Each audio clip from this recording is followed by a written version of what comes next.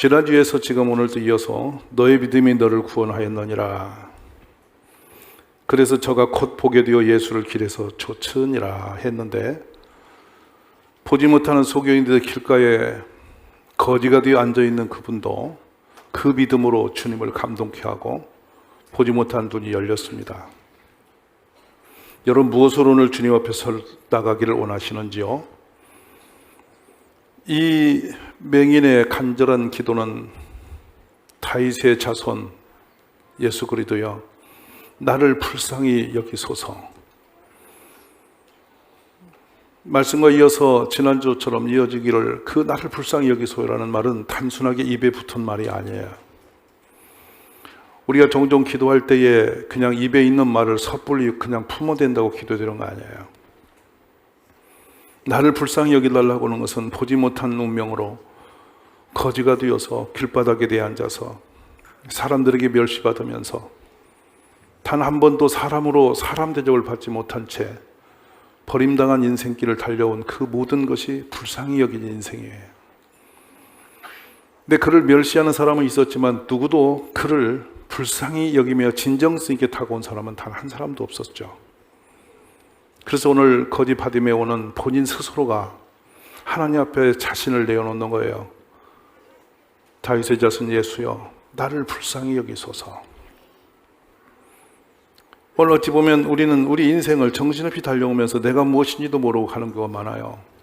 내 정체성이 어떤 상태인지, 내 삶이 지금 어떤 위치에 있는지, 내 인생을 무엇으로 묶어놓는다면 표현할 수가 없는 그 사람이 있어요.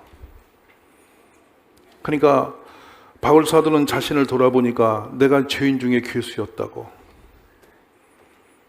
그 내가 받은 은혜가 참 남다르게 커서 그 은혜가 헛되지 않아서 내가 다른 사람보다 더 많이 수고했다고, 돌아보니 그것도 하나님의 은혜였다고.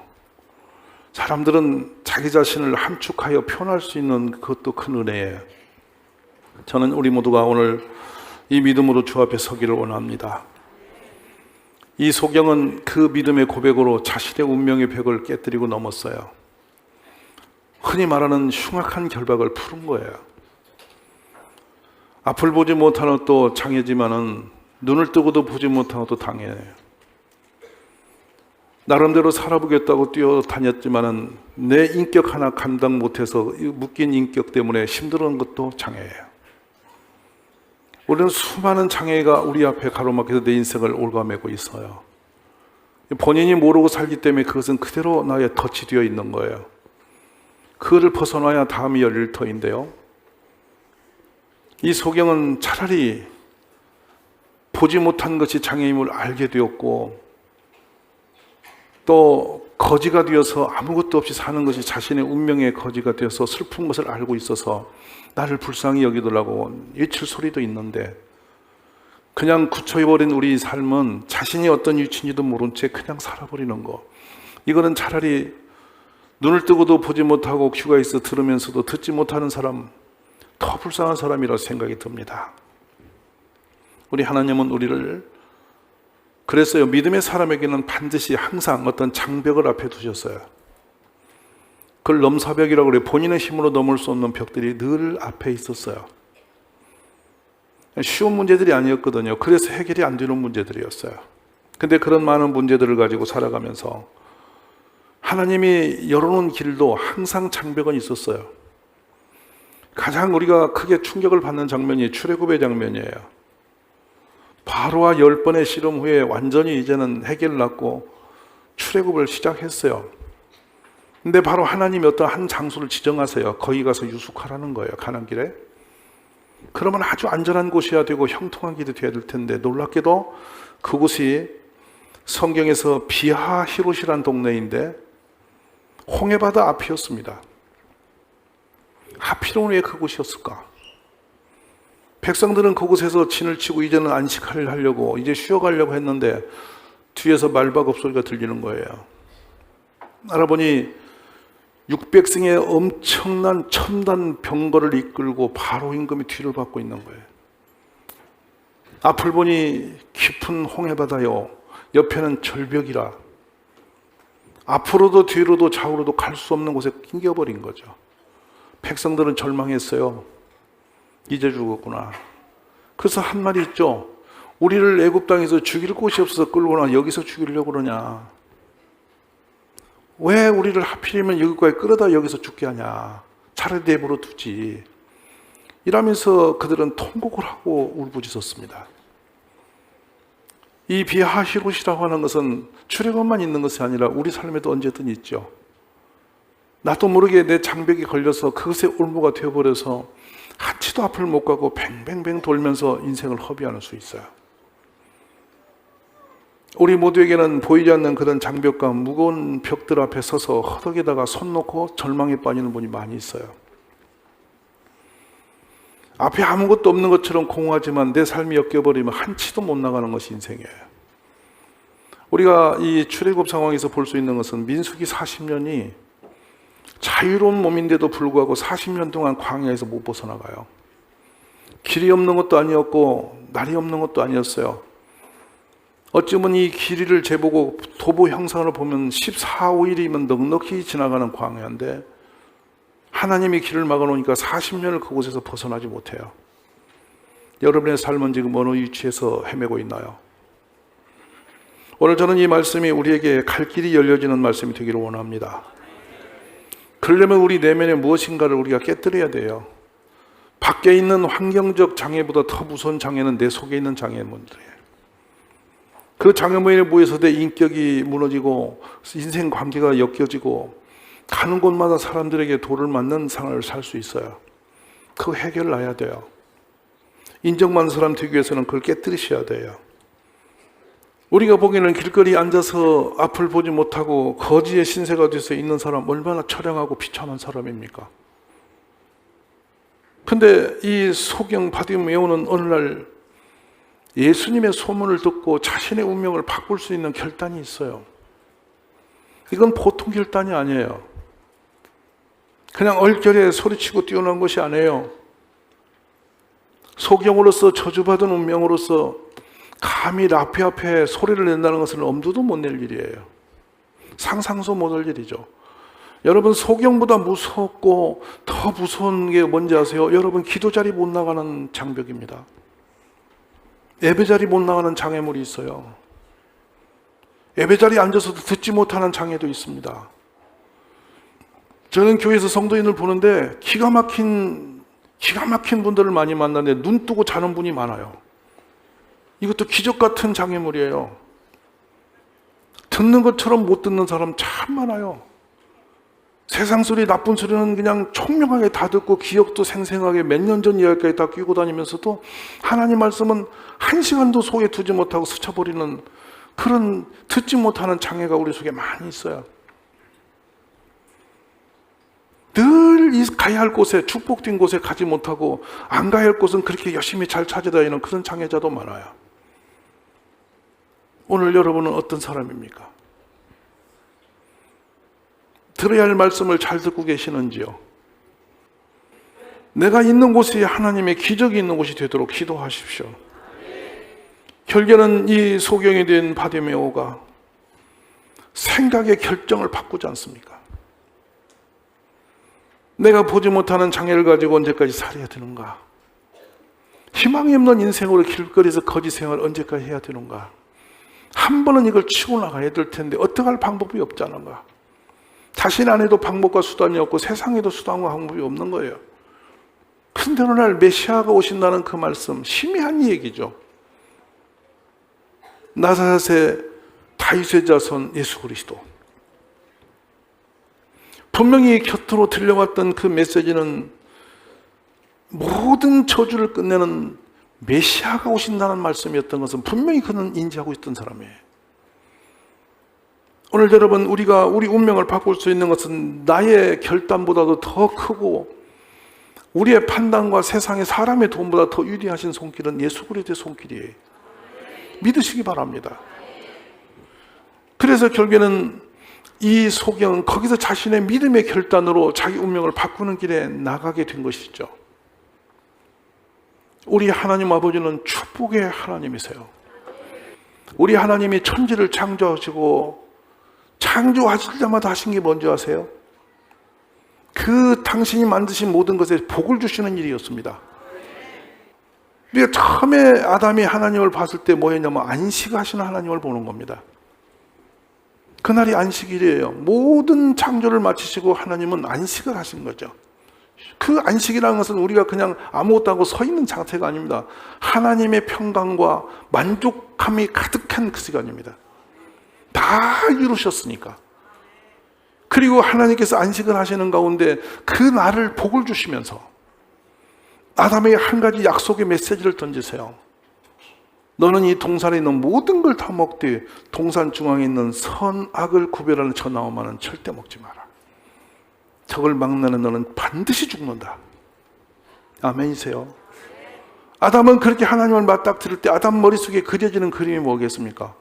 안식하시는 하나님의 그 평강, 그 자유함, 그리고 축복하시는 하나님 아버지, 말씀으로 자신을 위해주시는 하나님 아버지. 돌아보십시오. 아담을 아담보다 정밀하게 보살피신 분이 하나님이세요. 지금 이 시간도 어떤 사람의 도움보다도 하나님의 도우심이 우리에게 가장 정밀하고 가장 큰 손님을 믿으셔야 됩니다. 아담은 홀로 사는 것이 불편함을 몰라요. 근데 하나님이 보시기에 홀로 있는 것이 심히 보시기에 좋지 않았어요.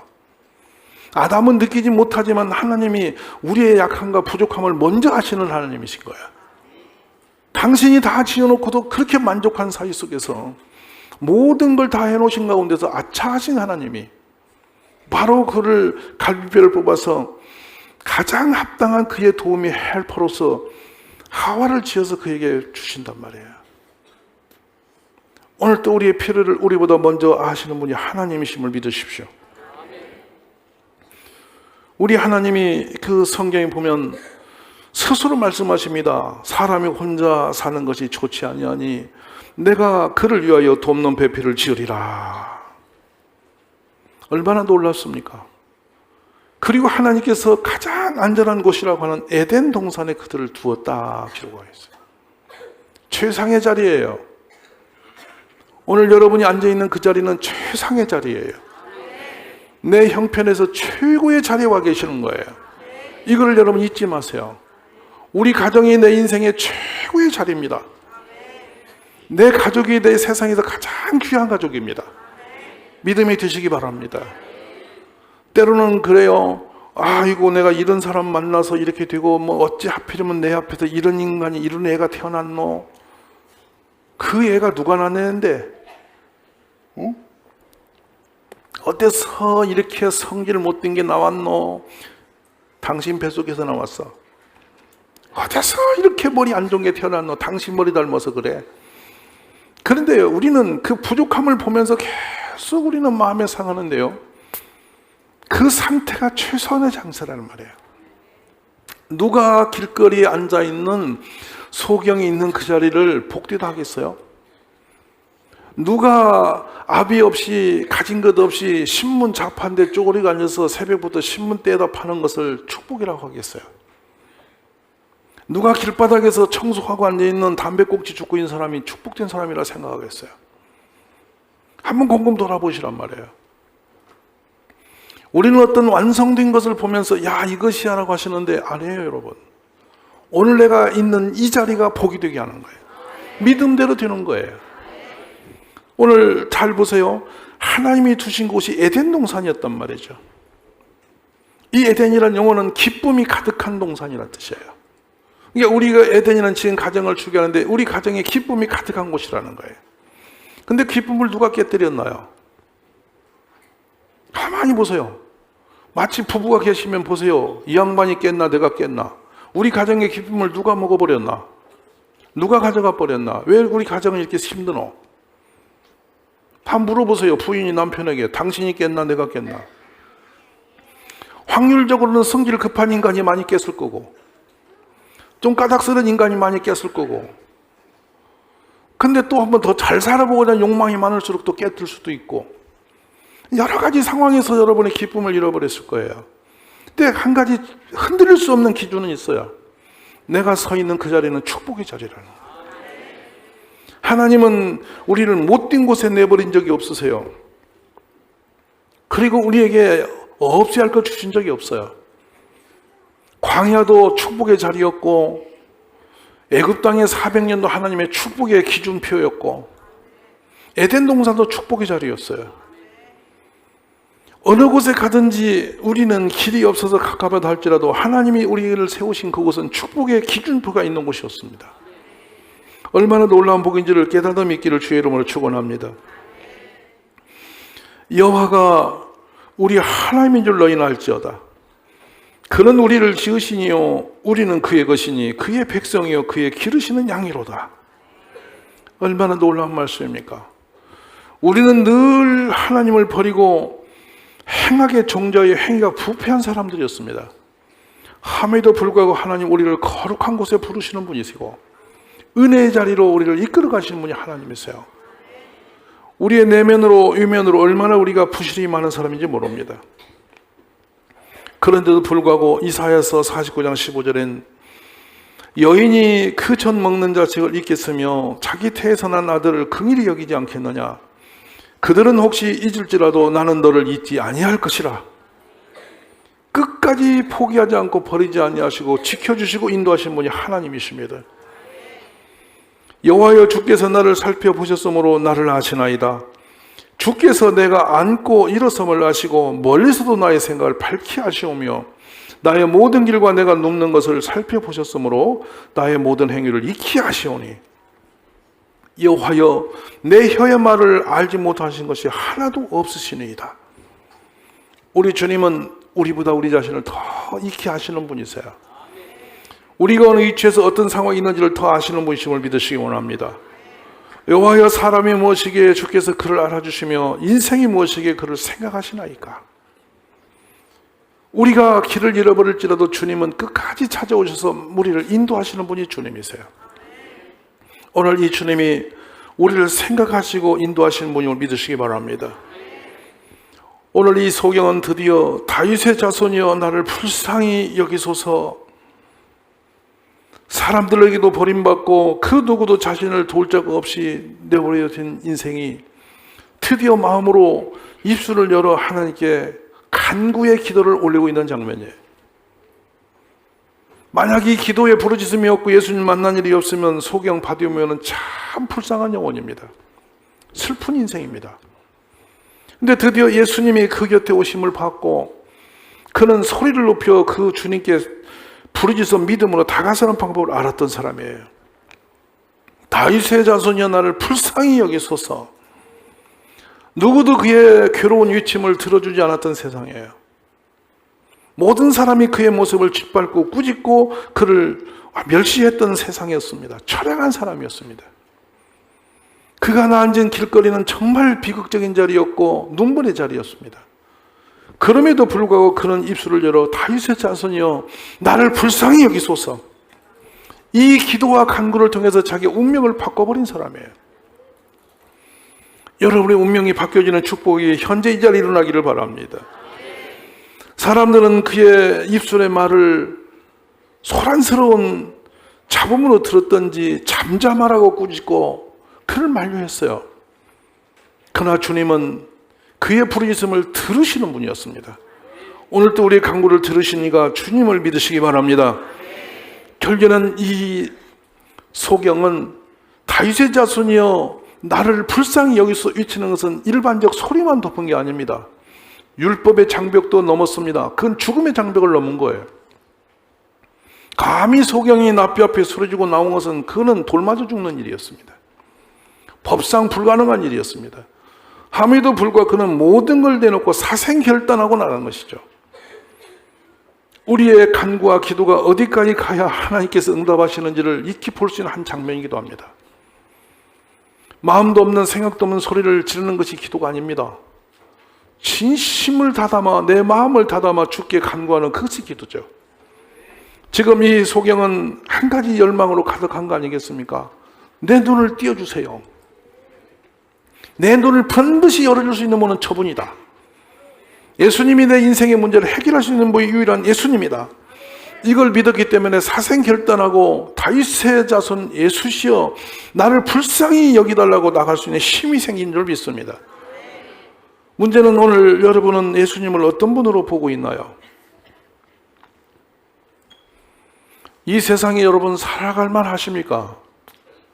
이런 문제 저런 문제 여러분이 다 능히 다 풀고 해결하고 잘 살 수 있을 것 같습니까?